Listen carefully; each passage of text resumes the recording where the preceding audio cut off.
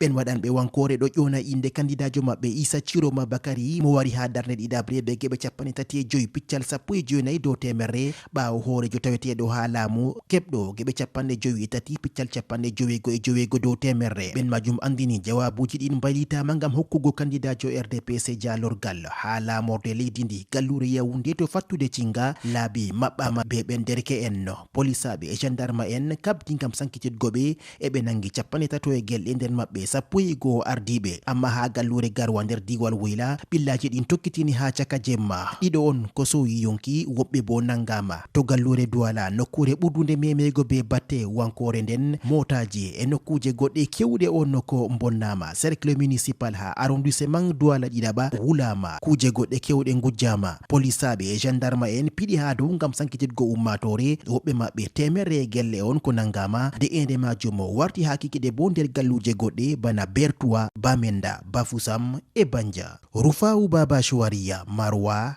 RFI.